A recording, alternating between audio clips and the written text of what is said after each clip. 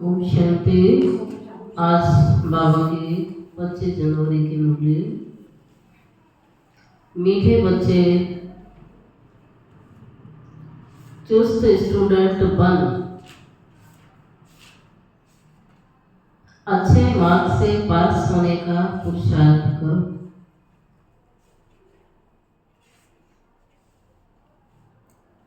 चुस्त स्टूडेंट बन, अच्छे मार्क्स से पास होने का पुरुषार्थ कर। बाबा कहता है सुस्त स्टूडेंट नहीं बनना है, सुस्त स्टूडेंट नहीं बनना। सुस्त वह है जिन्हें सारा दिन मित्र संबंधी याद आते हैं। बाबा कहता है वो सुस्त स्टूडेंट है जिन्हें मित्र संबंधी याद आते हैं।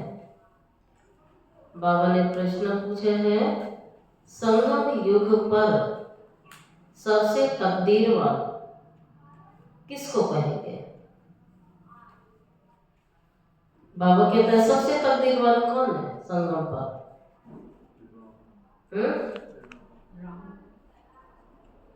जिन्होंने अपना तन मन धन सब सफल किया है, जिन्होंने अपना तन मन धन सब सफल किया है, वह कर रहे हैं, वो है तकदीरवान। वो है तकदीरवान। कोई कोई तो बहुत मनहूस होते हैं, समझा जाता है फिर तकदीर में नहीं है,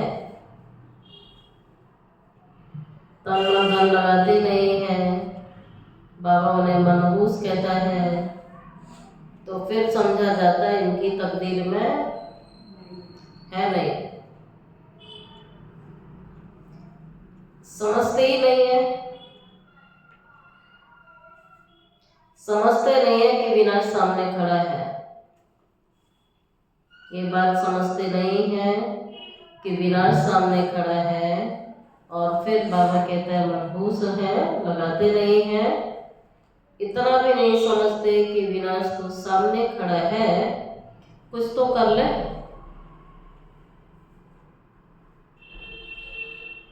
कुछ तो करे। तकदीरवान बच्चे समझते हैं कि बाप अभी सम्मुख आया है। तकदीरवान बच्चे समझते हैं कि बाप अभी सम्मुख आया है। हम अपना सब कुछ सफल कर लें,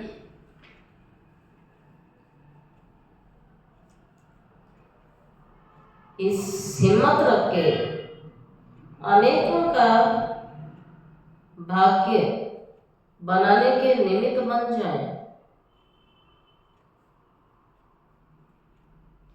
हिम्मत रख अनेकों का भाग्य बनाने के निमित्त बन जाए। तो ये तकदीरवान बच्चों के अंदर ऐसे ख्यालात आते हैं, अपना तन मन धन सफल कर लें, हिम्मत रख अनेकों का भाग्य बनाने के निमित्त बन जाए। गीत है, तकदीर जगाकर आई हूँ। ओम शांति। यह तो तुम बच्चे तकदीर बना रहे हो। गीता में किसका नाम डाला हुआ है? बाबा कहता है गीता में कृष्ण का नाम डाल दिया है ना। और फिर कहते हैं भगवान वाच, मैं तुमको राजयोग सिखलाता हूँ। अब कृष्ण भगवान वाच तो है नहीं, यह श्री कृष्ण तो एम ऑब्जेक्ट है। फिर भगवान वाच कि मैं तुमको राजाओं का राजा बनाता हूँ, तो पहले जरूर प्रिंस कृष्ण बनेंगे ना। तो पहले प्रिंस बनेंगे, बाद में किंग बनेंगे। बाकी कृष्ण भगवान वाच नहीं है। गीता में कृष्ण का नाम डाला है तो कृष्ण भगवान वाच नहीं है ये। कृष्ण तो तुम बच्चों का लक्ष्य, नर से नारायण बनना, नारी से लक्ष्मी बनना ये लक्ष्य है। राधा कृष्ण बनना, प्रिंस प्रिंसेस बनना लक्ष्य है। बाबा कहता है ये पाठशाला है, भगवान पढ़ाते हैं। इस पाठशाला में भगवान पढ़ाते हैं। तुम सब प्रिंस प्रिंसेस बनते हो, राजकुमार और राजकुमारी बनते हो। ऐसा कॉलेज है, ऐसी पाठशाला है जहाँ भगवान पढ़ाते हैं। बाप कहते हैं मैं बहुत जन्मों के अंत के भी अंत में मैं तुमको ये ज्ञान सुनाने आता हूँ। 5000 साल में बाबा कहता है लास्ट युग में, है ना, कलयुग के अंत में और अंत की भी अंत घड़ी, बिल्कुल लास्ट घड़ी, जबकि परिवर्तन का समय, सतयुग का आने का टाइम। तो बाबा कहता उससे पहले आके मैं पढ़ा था। तो तकदीर बनाने आए हैं बाबा। तो फिर सो श्री कृष्ण बनने के लिए पाठशाला का टीचर बाबा है, ना कि श्री कृष्ण है। शिव बाबा है ही देवी देवता धर्म की स्थापना करने वाला। तो बच्चे कहते हैं हम आए हैं तकदीर बनाने के लिए। आत्मा जानती है परम पिता परमात्मा से हम तकदीर बनाने आए हैं। ये प्रिंस प्रिंसेस बनने की तकदीर राजयोग है। शिव बाबा के द्वारा पहले पहले स्वर्ग के 2 पत्ते राधे और कृष्ण निकलते हैं। यह तो चित्र बनाया हुआ है ना, यह ठीक है, समझाने के लिए अच्छा है। गीता के ज्ञान से तकदीर बनती है।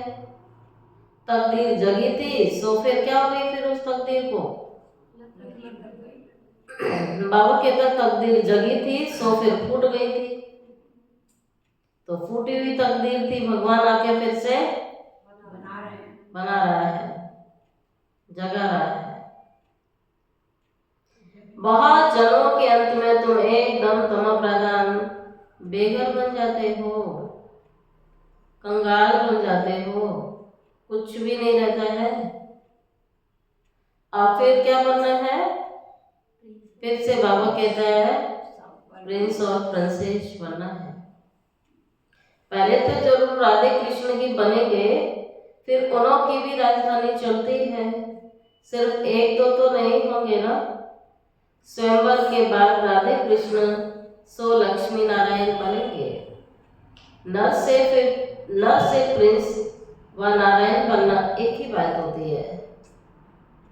तो बच्चे जानते हो ये लक्ष्मी नारायण स्वर्ग के मालिक थे। जरूर संगम पर स्थापना हुई होगी ना, इसीलिए संगम को पुरुषोत्तम युग कहा जाता है। आदि सनातन देवी देवता धर्म की स्थापना चल रही है। बाकी और सब धर्म विनाश हो जाएंगे,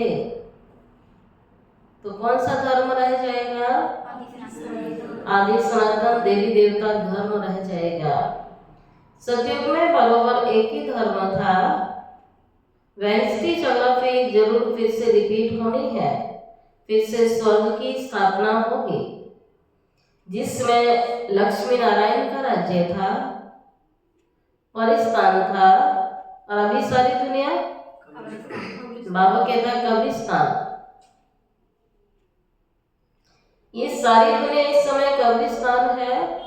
सब काम चिता पर बैठ करके क्या हो गए? बाबा कहता है जल गए, भस्म हो गए। तो सब काम चिता पर बैठ करके भस्म हो गए। सतयुग में तो महल आदि बनाएंगे। ऐसे नहीं कि नीचे से कोई सोने की द्वारिका व लंका निकल आती है। बाबा कहता है द्वारिका हो सकती है, लंका तो नहीं हो सकती।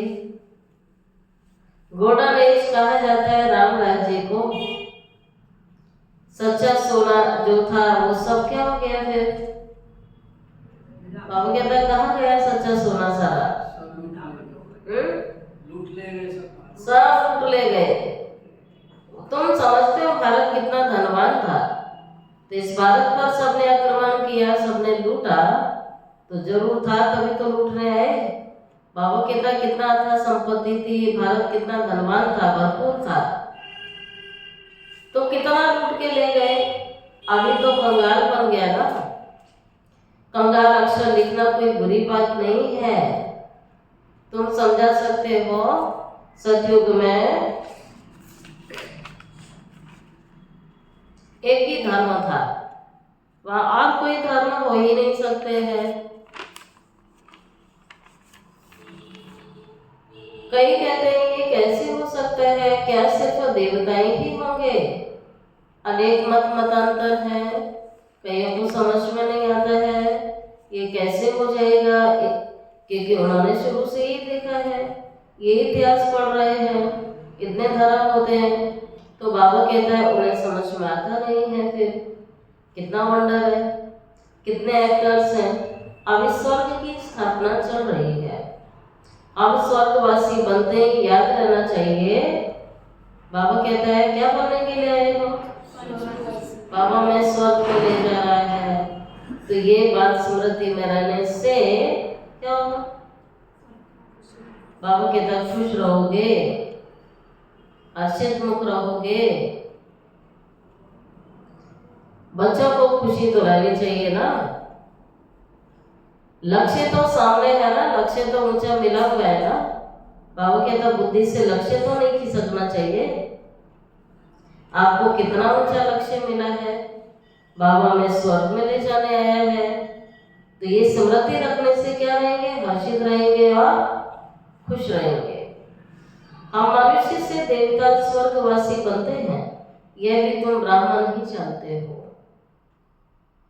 तो स्वर्ग की स्थापना चल रही, यह भी सदैव याद रखना चाहिए। परंतु माया घड़ी घड़ी क्या करती है?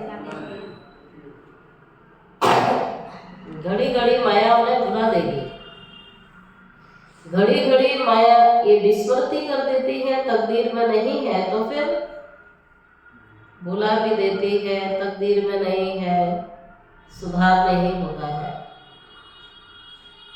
बाबा कहता परिवर्तन नहीं कर सकते हैं, अगर तकदीर में नहीं है तो सुधरते ही नहीं है। झूठ बोलने की आदत अच्छी है, परंतु बच्चे हाँ बोलते हैं, बाबा मना करते हैं झूठ बिल्कुल नहीं होना चाहिए, लेकिन बात बात में बाबा कहता है पाई की बात के लिए झूठ बोलते हैं, छोटी छोटी बातों के लिए झूठ, जबकि बच्चों को बिल्कुल झूठ नहीं बोलना है। ये तो पुरुषार्थ है ना, ये पुरुषार्थ है। बाबा कहता है सच बोलो, हर बात में सच रहो।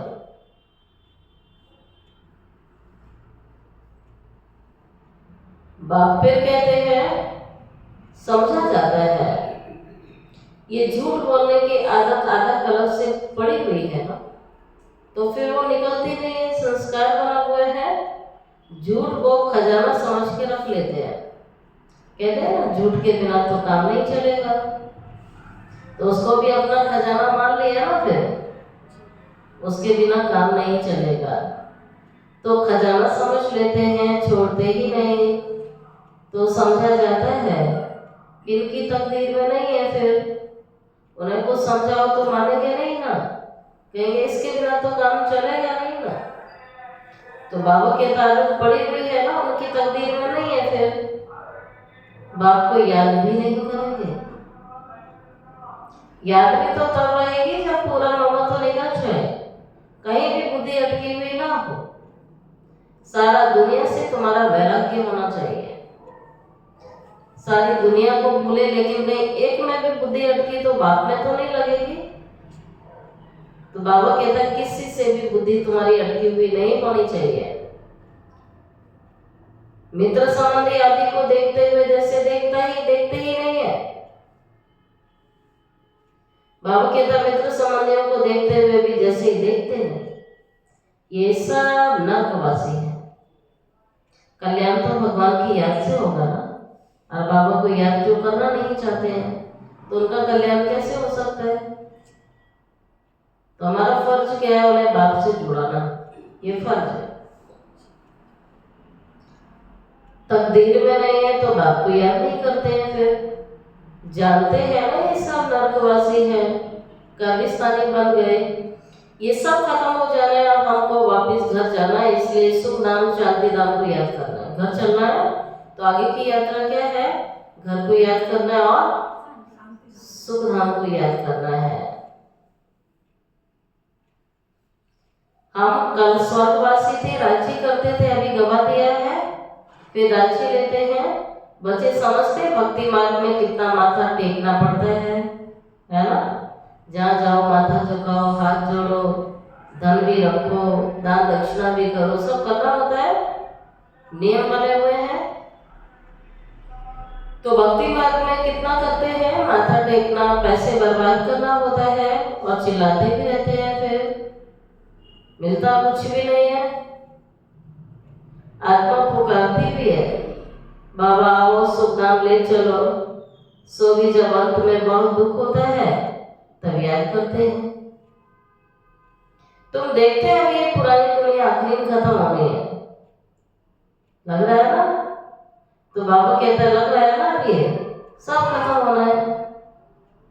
अभी हमारा ये कौन सा जन्म चल रहा है, बाबा कहता है लास्ट समय चल रहा है ना, लास्ट जन्म है।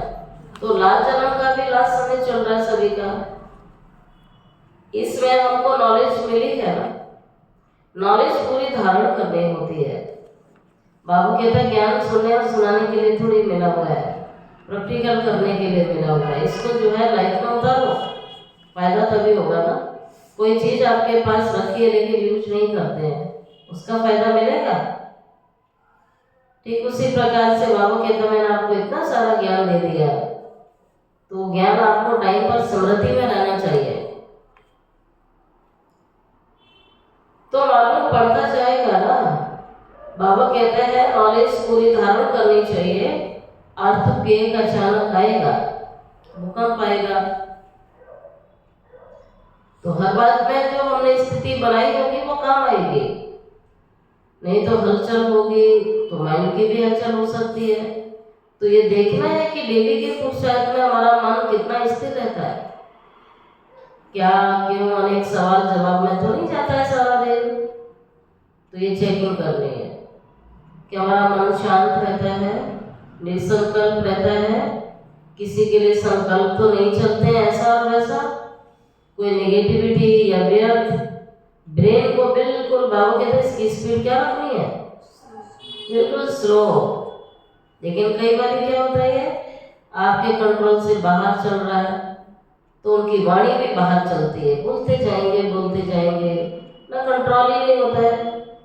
तो बाबा कहता है मन शांत होगा, संकल्प शांत, हमारा मन शांत, तो वाणी भी कम ही निकलेगी ना। बाबा कहता हबड़ी तबड़ी नहीं होगी, जो भी करेंगे शांतिपूर्ण करेंगे, अटेंशन से करेंगे, बाबा की याद में करेंगे। तो बाबा कहते हैं लास्ट समय चल रहा है, अचानक भूकंप आ सकता है। हिंदुस्तान पाकिस्तान के पार्टीशन में कितने मरे होंगे, खून की नदियां बही। तो बच्चों को शुरू से लेकर अंत तक सब मालूम पड़ा है, बाकी जो रहा हुआ होगा वह भी मालूम पड़ता जाएगा। बाबा ने कहा मैंने सारा ज्ञान दे दिया, सब कुछ आपको मालूम पड़ गया, अब जो रह गया वो भी पता लग जाएगा। सिर्फ एक सोमनाथ का मंदिर सोने का नहीं होगा, और भी बहुतों के महल मंदिर आदि होंगे सोने के। द्वापर की बात बाबा कहता है केवल एक सोमनाथ मंदिर थोड़ी भाई, जब मंदिर में इतना सोना चांदी लगाया होगा तो अवश्य आप जैसे आज के समय में जैसे मकान होते हैं तो मंदिर भी उसी हिसाब से दिखते हैं, है कि नहीं। ऐसा थोड़ी कि सिर्फ मंदिर में, वैसे बहुतों के मकान भी होते हैं आलीशान। तो ठीक उसी प्रकार से बाबा ने कहा द्वापर युग में भी जब इतना सोना वहां लगाया है तो अवश्य मकान भी ऐसे होंगे उस समय। तो फिर बात कहते हैं कि बहुतों के ऐसे महल भी होंगे, मंदिर आदि होंगे सोने के। फिर क्या होता है, कहाँ गुम हो जाता है? क्या अर्थक्वेक में ऐसे अंदर चले जाते हैं जो निकलते ही नहीं है, अंदर सड़ जाते हैं, क्या होता है? तो बाबा कहते आगे चल तुमको पता पड़ जाएगा। कहते हैं सोने की द्वारिका चली गई। अब तुम कहेंगे ड्रामा में वह नीचे चली गई, फिर चक्र फिरेगा तो ऊपर आ जाएगी, सो भी फिर से बनानी होगी ना। ये चक्र बुद्धि में सिमरण करते रहे, बाबा कहता करते आपको बड़ी खुशी रहनी चाहिए। ये चित्र तो पॉकेट में रख देना चाहिए। फिर बाबा कहते ये बैच बहुत सर्विस के लायक है, परंतु इतनी सर्विस बच्चे अभी करते नहीं है। तुम अच्छे ट्रेन में भी बहुत सर्विस कर सकते हो, परंतु कोई भी कभी समाचार लिखते नहीं है कि ट्रेन में क्या सेवा की। बाबा कहता है सेवा करते हो तो समाचार भेजो। फिर अनुभव सुनाओ कि मैंने यही सर्विस की। थर्ड क्लास में भी सर्विस हो सकती है, परंतु इतनी सर्विस करते नहीं है। बाबा कहता समाचार तो आना चाहिए ना। जिन्होंने कल पहले समझा है, जो मनुष्य से देवता बने हैं वो अवश्य बनेंगे। मनुष्य से देवता गाया जाता है। जिन्होंने कल पहले समझा है ऐसे नहीं कहेंगे कि मनुष्य से क्रिश्चियन का, मनुष्य से सिख नहीं, मनुष्य से देवता किए करत न लागे वार, ऐसा कहावत है। तो मनुष्य से देवता बने अर्थात आदि सनातन देवी देवता धर्म की स्थापना हुई। बाकी सब अपने अपने धर्म में चले गए। झाड़ में दिखाया है फलाने फलाने धर्म फिर कब स्थापन होते हैं। देवताएं हिंदू बन गए, हिंदू से फिर और धर्म में कन्वर्ट हो गए। वह भी बहुत निकलेंगे जो अपने श्रेष्ठ धर्म को छोड़ दूसरे धर्मों में जाकर के पड़े हैं। वो निकालेंगे, पीछे थोड़ा समझेंगे, प्रजा में आ जाएंगे। देवी देवता धर्म में सब थोड़ी आएंगे, सब अपने अपने सेक्शन में चले जाएंगे। तो बाबा कहता है तुम्हारी बुद्धि में सारी बातें होनी चाहिए। जिनको देवी देवता धर्म में पार्ट प्ले करना है वो आत्माएं नीचे आएंगी और बाकी सब आत्माएं बाबा कहता घर में रेस्ट करेंगे, आराम से रहेंगे। तो तुम्हारी बुद्धि में सारी बातें आनी चाहिए। दुनिया में क्या क्या करते रहते हैं, अनाज के लिए कितना प्रबंध रखते हैं, बड़ी बड़ी मशीनें लगाते हैं, है ना, प्लानिंग चलती है, होता कुछ भी नहीं है। बाबा तो कह रहा है यहाँ की प्लानिंग किसी के काम आने वाली नहीं है। अभी सृष्टि को तमो प्रधान बाबा कहता है होना ही है, बनना ही है।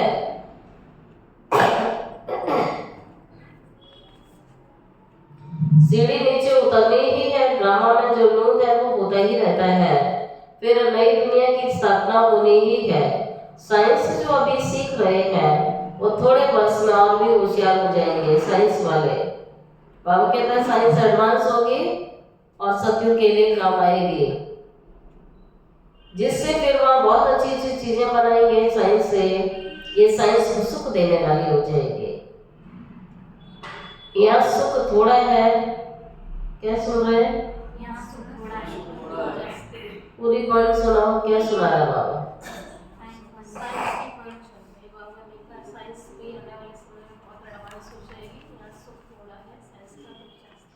साइंस से लगता है ना सुख मिल रहा है, लेकिन बाबा कहते हैं साइंस से दुख ज्यादा मिल रहा है इस समय। एक एक साधन देखो, एक एक चीज चेक करो, सुख तो मिल रहा है लेकिन सुख से जास्ती उससे दुख भी है। लेकिन बाबा ने कहा सतयुग में दुख नहीं है, सुख ही सुख है। साइंस सुखदायी हो जाएगी। यहाँ सुख तो थोड़ा ही है, दुख बहुत है। इस साइंस को निकले कितने साल हुए? आगे तो बिजली गैस आदि कुछ भी नहीं था। अभी तो देखो क्या हो गया है, वहां तो फिर सीखे सिखाई चलेंगे, जल्दी जल्दी काम होता जाएगा। यहाँ भी देखो मकान कैसे बनते हैं, सब कुछ रेडी रहता है, कितनी मंजिल बना देते हैं, वह ऐसे नहीं होगा। वहां सब अपनी अपनी, सबकी अपनी अपनी खेती होती है, टैक्स आदि कुछ भी नहीं पड़ेगा, जीएसटी भरना पड़ेगा वहां। बाबा कहते सत्युग में जीएसटी भरोगे? बाबा कहते हैं किसी भी प्रकार का कोई भी टैक्स नहीं होगा वहां, टैक्स फ्री दुनिया। वहां अथाधन होता है, जमीन भी ढेर होती है, नदियां तो सब होंगी ही।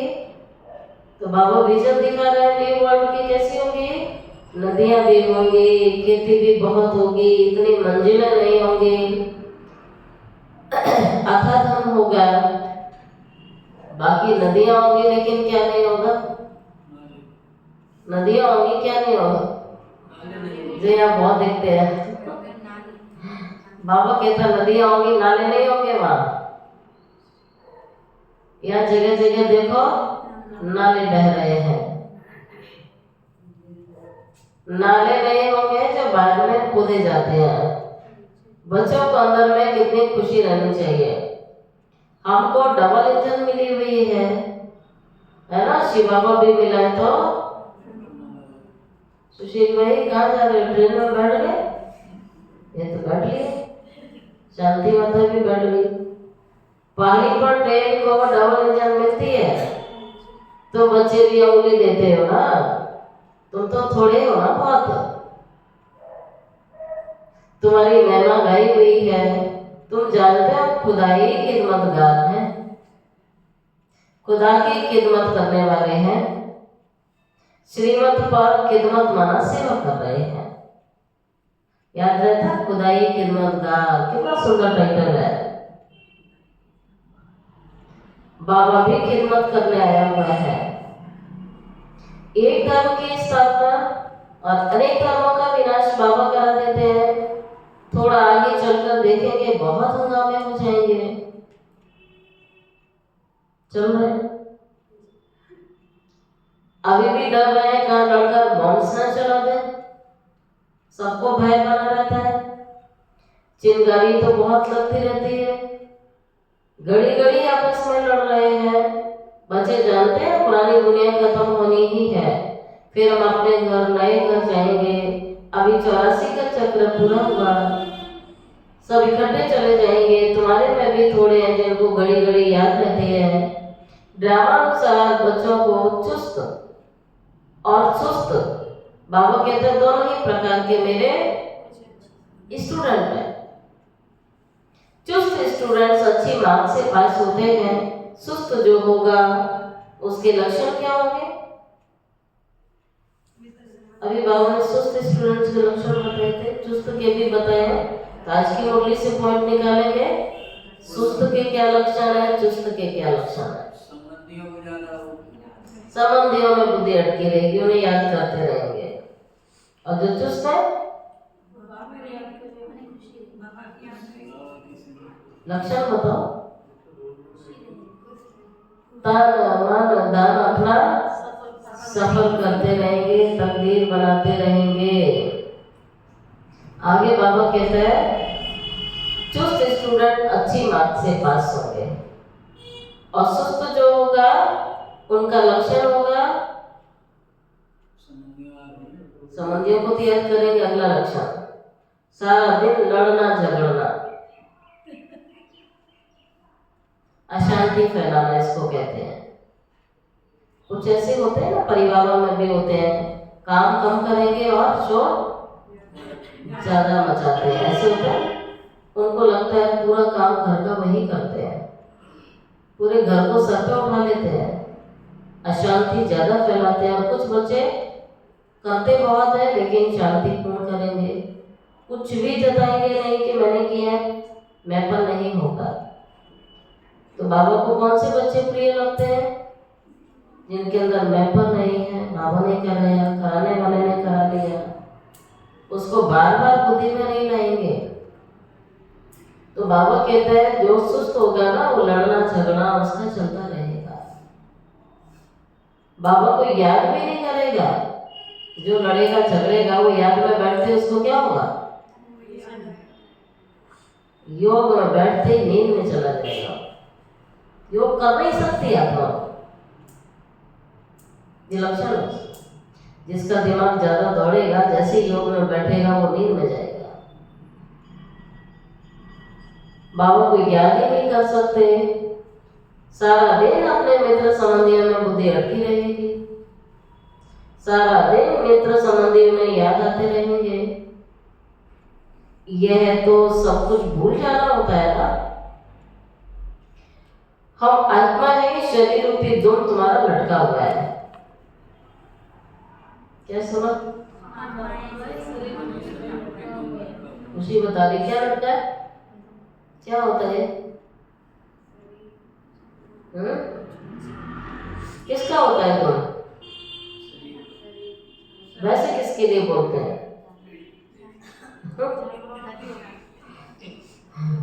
तो ऐसे बाबा कहता है ये ऐसे ही शरीर लटका हुआ है, ये दुम लटका हुआ है। हम कर्मातीत अवस्था को पा लेंगे फिर ये तुम्हारा दुम छूट जाएगा। यही फिक्र है, कर्मातीत अवस्था हो जाए तो शरीर खत्म हो जाएगा, हम श्याम से सुंदर बन जाएंगे। मेहनत तो करनी है ना। प्रदर्शनी में देखो कितनी मेहनत करते हैं। बाबा ने नाम लिया महेंद्र भाई का, भोपाल वाले। देखो महेंद्र भाई ने कितनी हिम्मत दिखाई, अकेला कितनी मेहनत से प्रदर्शनी आदि करते, मेहनत का फल भी मिलेगा ना। एक ने कितनी कमाल कर दी, कितनों का कल्याण किया, मित्र संबंधी आदि की मदद से कितना काम किया, अपने मित्र संबंधियों को सहयोगी बनाया, बाबा का बनाया, ईश्वरीय कार्य में लगाया, उनका भी तन मन धन सफल कराया। बाबा कहता है मित्र संबंधियों को बाबा से जोड़ करके बाबा के यज्ञ में सहयोगी बनाना एक फर्ज है संगम योग पर। देखो कितनी मेहनत की, कितनी कमाल करके दिखाई, कितनों का कल्याण किया, मित्र संबंधी आदि की मदद से कितना काम किया, कमाल है। मित्र संबंधियों को समझाते हैं ये पैसे आदि सब इस कार्य में लगाओ। उन्होंने अपने मित्र संबंधियों को शिक्षा दी, तन मन धन ईश्वरीय कार्य में लगाओ। रखकर क्या करेंगे? सेंटर भी खोला हिम्मत से, कितनों का भाग्य बनाया। ऐसे 5-7 निकले तो कितनी सेवा हो जाए। महेंद्र भाई का उदाहरण दिया, अपने परिवार वालों को सहयोगी बना के बाबा का घर बनाया, उनका धन सफल कराया। तो बाबा कहते ऐसे 5-7 बच्चे निकल आए तो कितनी सेवा हो जाएगी। तो आज बाबा ने टाइटल दिया जो तन मन धन नहीं लगाते हैं। बाबा कहता है कोई कोई बच्चे बड़े मनहूस होते हैं, होता है ना। किसी का कहते हैं इसका हाथ खुला है, देने से पहले सोचता ही नहीं है।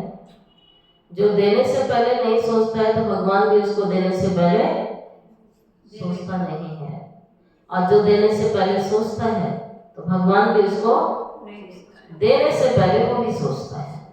क्योंकि सोचना तो आप होता है ना, जिसको आप जानते नहीं हैं, आपको पता नहीं है, लेकिन यह तो पता है हमें सारा। तो सोचना क्या है? जिस बाबा को हम कहते हैं मेरा बाबा है और अब उसके कार्य को आगे बढ़ाने के लिए लगा रहे हैं, तो सोचने का तो कोई विषय बचा ही नहीं है। जिसको कहते हैं बाबा हम आपके बन गए, तन मन धन सब, तो जिसको निछावर कर दिया जाता है तो उसके लिए तो सोचना ही नहीं है कुछ भी। कुछ भी केवल धन की बात नहीं है, समय स्वान संकल्प तन मन धन कुछ भी लगाने से पहले बाबा के तो कोई संकल्प नहीं, क्योंकि जिसने हमें जीवन दान दिया है, प्राण दान दिया है, हम उसके लिए कर रहे हैं, तो कुछ सोचने का विषय नहीं है। तो इसलिए बाबा कहता है कि समझा जाता है, कई तो मनहूस होते हैं, समझा जाता है इनकी तकदीर में नहीं है, वो हर चीज सोच सोच के करेंगे, तन से सेवा करेंगे, मन से करेंगे, धन से करेंगे, कुछ भी करेंगे, संकल्प चलाएंगे। बाबा कहते हैं मनहूस होते हैं, समझते ही नहीं है कि विनाश तो सामने खड़ा है, कुछ तो कर ले। कुछ तो भाग्य बना लें। अभी मनुष्य जो दान करेंगे ईश्वर कुछ भी मिलेगा नहीं, ईश्वर तो अभी आया हुआ है। बाबा कहते ईश्वर तो अभी आया हुआ है, स्वर्ग की राजाई लेने आया, खाली हाथ थोड़ी आया है।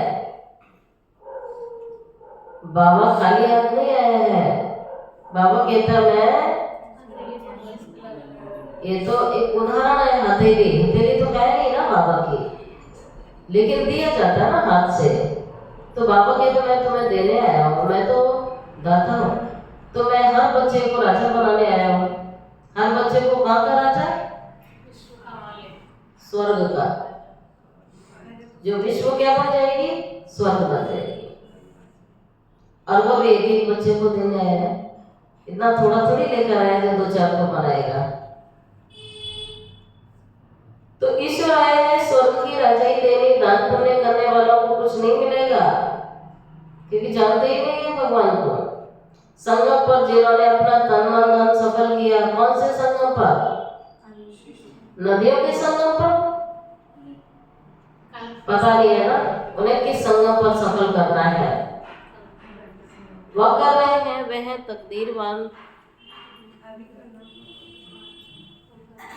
परंतु बाबा कहते तकदीर में नहीं है तो समझते नहीं है। तुम जानते हो वह भी ब्राह्मण, हम भी ब्राह्मण, वह है प्रजापिता, ब्रह्मा कुमार और ब्रह्मा कुमारियां। इतने ढेर ब्राह्मण, वह है मुखवंशावली, और तुम बच्चे हो मुखवंशावली। शिव जयंती संगम पर होती है। अब देखो कुंभ का स्नान चलता है, लास्ट स्नान कौन से दिन होता है? शिवरात्रि। यादगार है ना मैचिंग का सारा।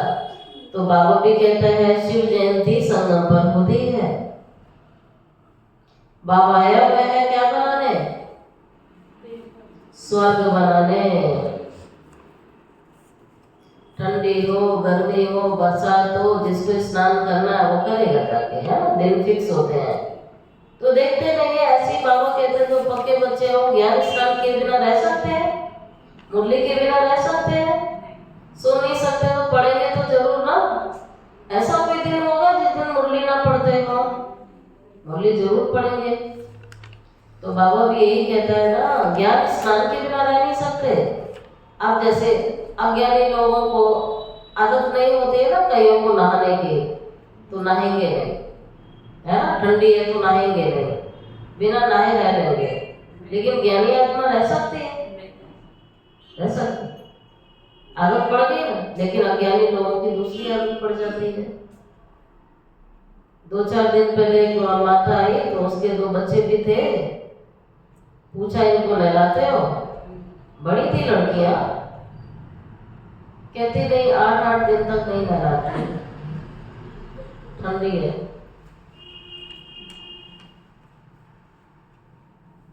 ज्ञानी परिवार था, उनकी बहू। ऐसे भी है, अभी भी उदाहरण है। बाबा स्वर्ग बनाने के लिए आया हुआ है। बाबा कहता है किसके लिए बनाने आया हो? किसके लिए बनाने आया हो? वही बात है। घर में माता पिता सब कुछ किसके लिए करते हैं?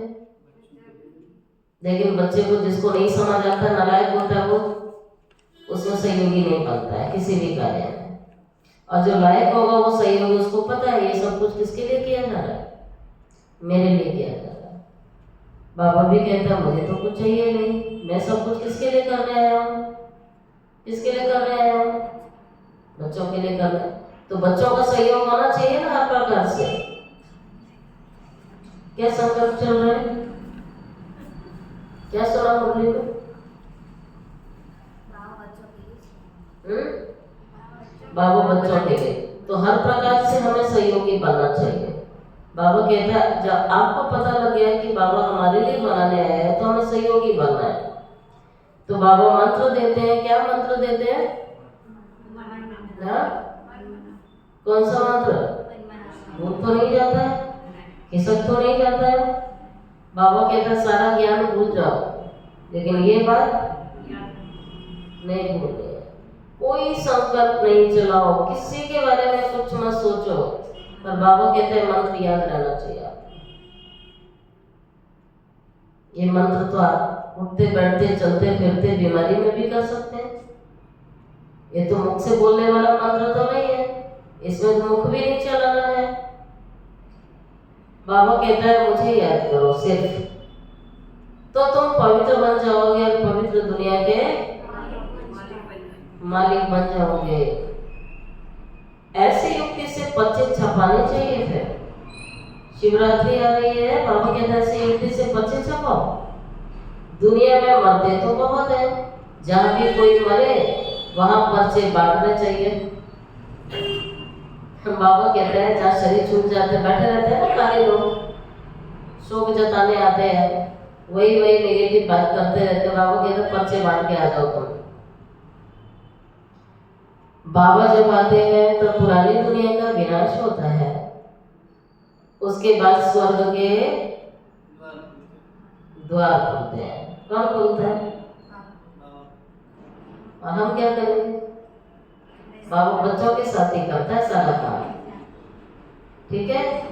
बाबा कहता है मैं ओपनिंग करवा दूंगा, घुसोगे तो आप ही अंदर, मैं तो जाऊंगा नहीं स्वर्ग के द्वार के अंदर। तो बाबा कहता है पर्चे बांटने चाहिए।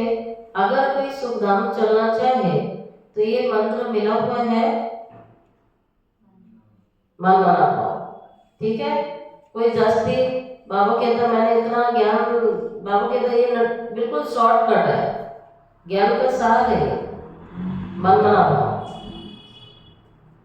ये मन मना पाओ का मंत्र है, ऐसा रसीला छपा हुआ पर्चा सबके पास होना चाहिए। शमशान में भी बांट सकते हो। जाते हैं कितने संबंधी जाते हैं, के साथ 100-150 होते हैं ना, आते रहते हैं जाते रहते हैं। पब्लिक शमशान में भी तो मेला लगा रहता है, एक तो मेला बाहर, एक शमशान में भी मेला रहता है, हर वक्त लोग आते रहते हैं वहाँ। बाबा कहता है वहां जाके बांट दो। बच्चों को सर्विस का शौक होना चाहिए, पर ऐसा ख्याल कहाँ आता है? शमशान जाओ, पर्चे बांट के आओ। सर्विस की युक्तियां बाबा में बहुत बतलाते हैं, पर सारी कम फॉलो होती हैं। बाबा कह रहा है ऐसा करो, जाके शमशान में जाओ, पर्चे बांट के आओ। अच्छी रीति लिख देना चाहिए, लक्ष्य तो लिखा हुआ है, समझाने की बड़ी युक्ति अच्छी होनी चाहिए ना। अच्छा मीठे मीठे सिके लदे बच्चों प्रति माता पिता बाप दादा का याद प्यार, गुड मॉर्निंग। रूहानी बाप की रूहानी बच्चों को नमस्ते। रूहानी बच्चों की रूहानी बाप दादा को याद प्यार, गुड मॉर्निंग और नमस्ते नमस्ते नमस्ते। शुक्रिया बाबा, शुक्रिया बाबा, शुक्रिया।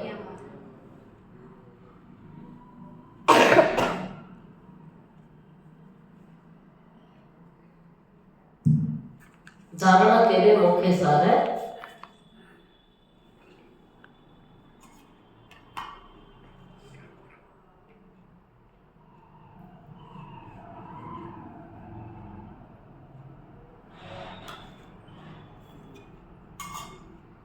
धारणा के लिए मुख्य सार है, फर्स्ट पॉइंट है कर्मातीत अवस्था को प्राप्त करने के लिए। कर्मातीत अवस्था को प्राप्त करने के लिए शरीर रूपी धुन को भूल जाना है। बाबा कहते हैं शरीर रूपी धुन भूल जाओ। एक बाबा के सिवाय कोई मित्र संबंधी आदि भी याद ना है।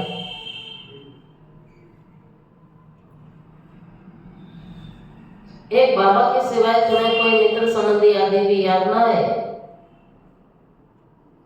यह मेहनत करनी है।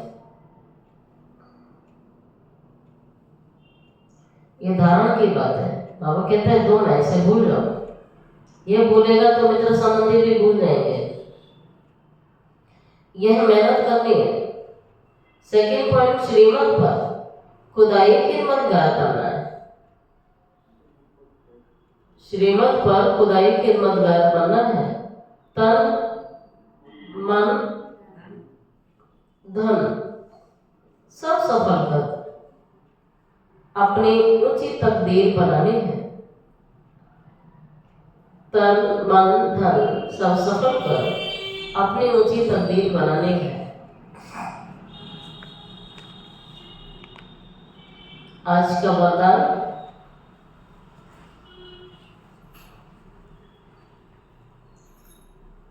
कर्म भोग रूपी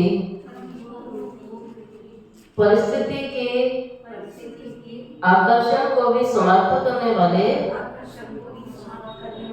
संपूर्ण नष्टो मोहा भव।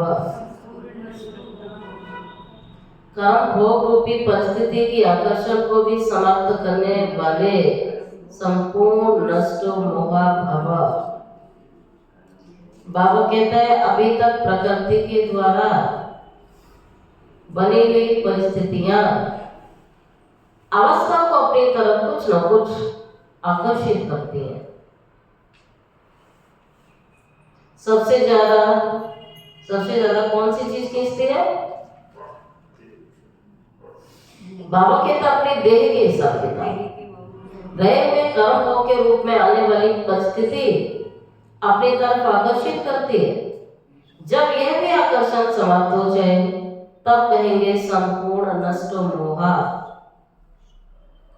कोई भी देह की व देह की दुनिया की परिस्थिति आपकी मन की स्थिति को ना हिला सके, यही संपूर्ण स्टेज है।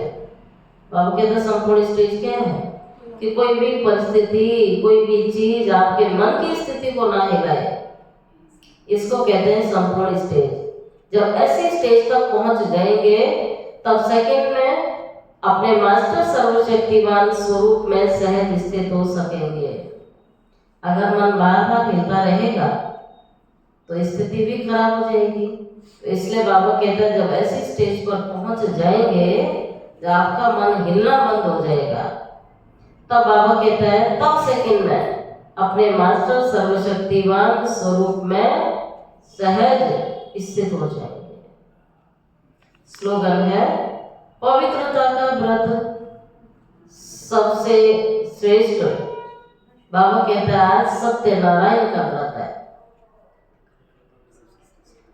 पवित्रता का व्रत सबसे श्रेष्ठ सत्यनारायण का व्रत है। इसमें ही अतीन्द्रिय सुख समाया हुआ है। इसी में अतीन्द्रिय सुख समाया हुआ है। और आज का होमवर्क है मनसा सेवा, बेहद की सेवा है। जितना आप मनसा से, वाणी से स्वयं सैंपल बनेंगे तो सैंपल को देख करके स्वतः ही आकर्षित होंगे।